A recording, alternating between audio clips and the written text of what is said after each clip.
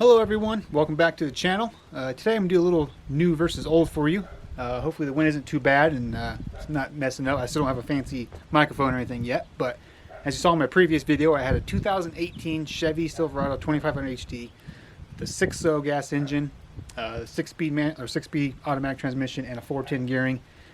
I decided to sell it because I didn't want payments, and I decided to go older, which now I have a 2005 Chevy Silverado 3500. It has an 8.1 liter gas engine, the 5-speed Allison transmission, and I was told I had 456 gearing, but it comes factory with 410s. So I have to get up on jacks and then test it to see if it actually has 456 gearing or not. And I haven't done that yet, so I'm gonna go with 410s for now. Yeah, I'm just do a little old versus new review and go from there. So let's get to it. Well, I'm gonna start out with the baddest part of the truck. This 8.1 liter Vortec V8 cast iron block, cast iron heads, puts out 330 horsepower and 450 foot-pounds of torque, which wasn't far off from the diesels at the time. Like I think the yeah, right here 04-05 diesel put out 310 horsepower and 520 foot-pounds of torque. The 01-03 diesel only put out 235 horsepower and 500 foot-pounds of torque. Not that great. It wasn't until 06 when they boosted the numbers to 360 and 650, and the diesel is when you should go after one. But until then, this engine is just as reliable as a diesel, in my opinion. I had a guy, I talked to him. He said he had the exact same truck. He did whole shots. He did the whole shot type trucking stuff, and got 625,000 miles out of it.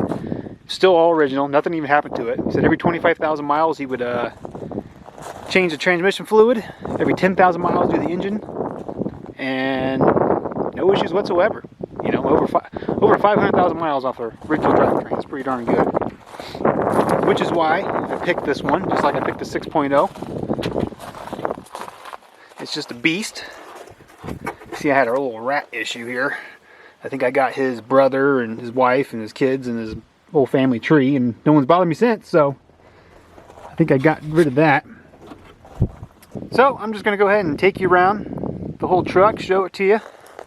I already showed you the engine, so go ahead and close that up.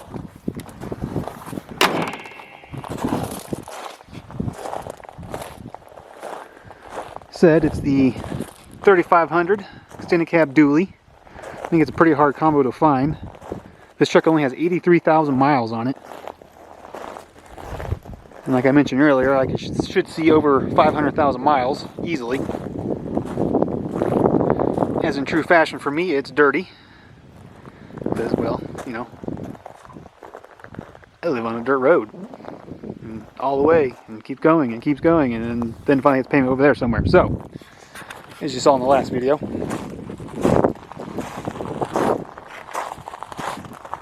But this truck has airbags on it. Has a sway bar. It's set up already for a camper. I got the rear frame mounted. Then the guy put the happy jack, I think it's called, goes inside here. Never had any issues with it. Sometimes you see this stuff right here bowing with a heavy camper, but he had over 4,000 pounds of camper in here. Never an issue. Handled it great. Put this monstrosity in here though. This is navigation, the rear view camera, my airbag setup and everything. I'm gonna take this all out and redo it all. I don't like it when I sit in here. You can hardly even move around. I can't. My wife's fine, but for me it's kind of annoying. Nothing too fancy about it. It does have the Bose stereo. It's pretty much fully loaded for its year. It doesn't have the automatic, which I don't like that anyways. You saw my 2018 video. I don't really care for that. Why is it not focusing?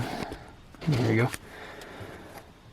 Don't care for that anyways, but other than that, it's got the full stereo, power everything. Power seat on that side, no power seat on this side. Suicide doors. Got a bunch of crap in here, so it's kind of sitting awkward.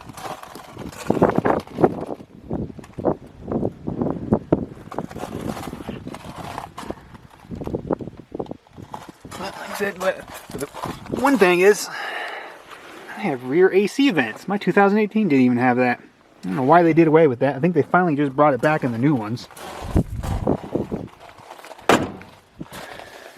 Makes no sense.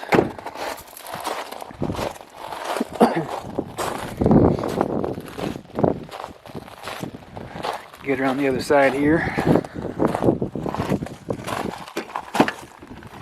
Same thing, one little power switch.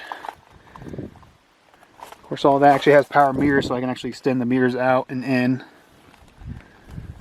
Comes kind of handy. Got all the fancy little steering control knobs. It's four-wheel drive. Of course, I don't get anything that's not four-wheel drive.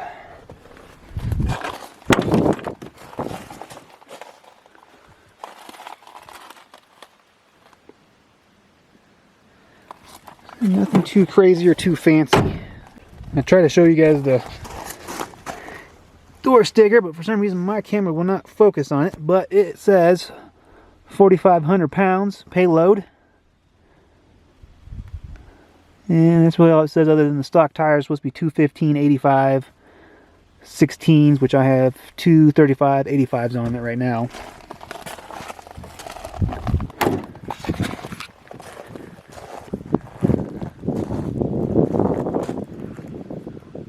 That's about it for the truck itself. Towing wise, the hitch says it's capable of 14,000 pounds off this hitch. From what I can find, it's capable of 15,600 pounds if I use gooseneck or fifth wheel type stuff. But pretty much what I got it for is the payload,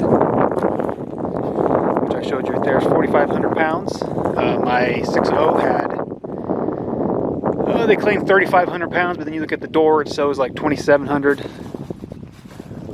to like 2,800, something like that. And then the glove box is even worse. That has a glove box one as well. That's even worse than what it is. But for what I want to do, I want to use a camper, and the 4,500 pound payload is going to be awesome for that, and the no payments. You know, there's a $40,000 truck that I had before versus, well, you can buy these 15 to 20,000. Depending on what you get, how many miles you get. Power wise, the 6.0 versus the 8.1 though, I would say it's about dead even, honestly. In a drag race, I would say they're pretty darn close. This does feel a little torquier, which explains the 450 foot-pounds of torque versus the 6.0, which had 360 horsepower and 380 foot-pounds of torque.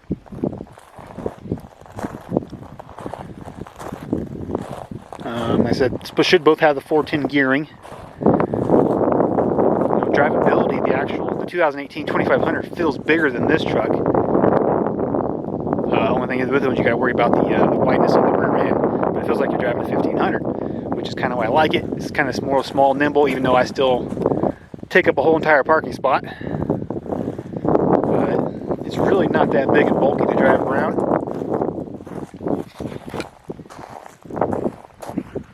Sorry about that, I had to get out of the wind. It was starting to pick up over there a little bit. I want to tell you about the 2018 2500 HT I had. The towing on that was 14,200 pounds. So basically, 13-year-older truck, the advances they've made, they've actually made towing-wise basically the exact same thing as a 3500 HT with the dually. Basically, but I pick up a lot more payload, 4,500 pounds. So, if I were to match this with the exact same truck today, which would be an $80,000 dually, because it'd be an LTZ, basically, because this is the LS top of the line model. Towing wise, they're like 30,000 pounds now. So if you're towing, you need that much towing, then I guess you got to spend the extra $60,000 just to tow it. But payload, I think payload on the newer ones are only like 5,200 pounds. So is $60,000 really worth another 700 pounds? I'll leave that one up to you, not to me. Plus, these things are the size of the semi these days, so you're really driving a house around. And this is, like I said, it's still kind of off the same 1500, frame that just got a dually rear end in the back, so it makes it a little easier to drive. I really don't have a whole lot of problem driving around town in it. I actually kind of like it. The only thing I don't like is the gas mileage, which that's probably the only complaint. If you were to look at all the forums, all the YouTube videos on this thing, that's the only complaint you're going to find, is it sucks gas, other than a little bit of the burning oil issue that it has. But I am actually, I thought I'd be, you know, getting a lot better because I drove that 6.0 around. I was getting 16.5 miles per gallon. And everyone says, all message you're going to get is 13 miles per gallon. I was like, well, I'm getting 16.5. So I thought I'd get this. Everyone said the same thing. You know, 11, 12. Well, that's basically what it gets, 11, 12.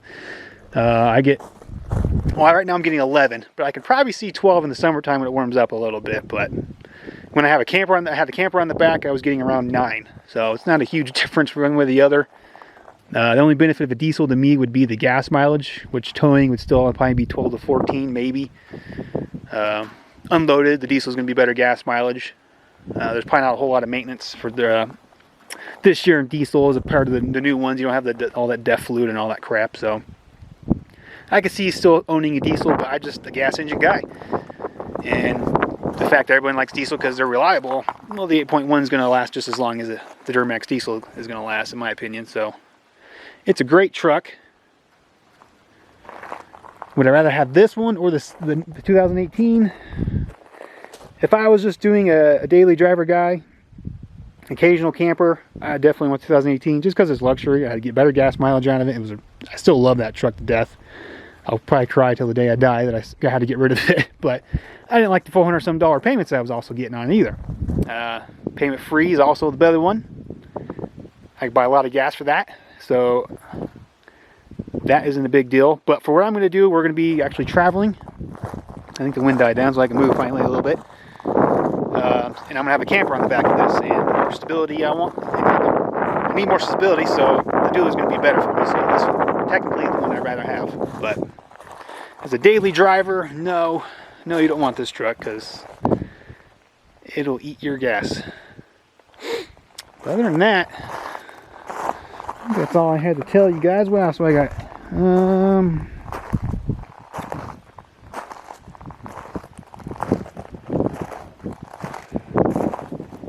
there's not a whole lot to compare.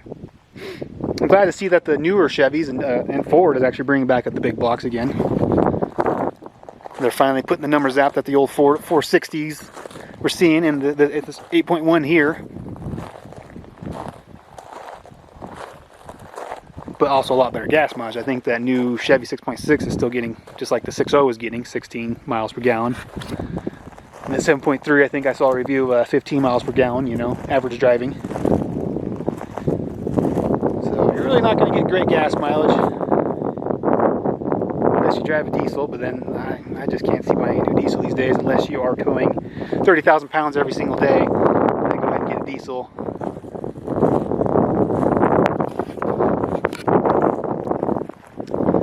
That's it, you know, it's a basic truck. I think it's awesome. Actually kind of like driving it. It's really comfortable. My dad calls it the Cowboy Cadillac. It's a beast of a truck. It's got plenty of power.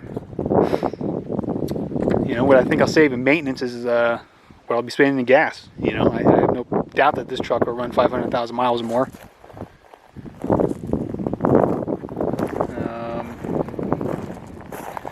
Kind of over my notes here, see if there's anything I left out. I do love the fact that it has the Allison transmission. That's so easy to change, just the filter on the outside and then drain the fluid every 25,000 miles, put it back in. There's a filter on the inside, but they say you don't have to change that except for during overhauls. So I didn't change it when I did it. The engine oil filter is another thing. That thing's a pain in the ass to get to. The driveline's right in the way. It's a huge filter and no room to get to it. Once I have a truck that's actually easier to change the tranny fluid than it is to change the engine oil. Kind of annoying, but other than that, great truck. I don't have any complaints about it so far, other than the gas mileage. I think that's the only complaint you'll ever hear about this truck. Oh, and I also wanted to add, I had to move out of the wind again, but this truck has a 72-gallon internal gas tank. The guy had a custom built job on it. So at 10 miles a gallon, I should see over 700 miles out of that tank, which is kind of nice. But to fill it up, it cost a pretty penny. Let's just say I filled it up at the quarter tank mark, and I filled it all the way up to a 3/4 tank, and I haven't gone past that yet. Much as I drive it, I don't want to put a bunch of gas in anyways, let it get old and rot and all that stuff in there. But when I do go driving around the country, it's going to be quite nice to have. It's just not fun to fill up. So that's pretty cool. But that's the only extra thing I need to add. Other than that, I hope you enjoyed the video. Any questions you have, please leave a comment down below, and I'll have no problem answering them. Like the video, appreciate it, and also subscribe. Help this channel out. I'll have more videos coming. Until next time, see you guys later. Thanks for watching.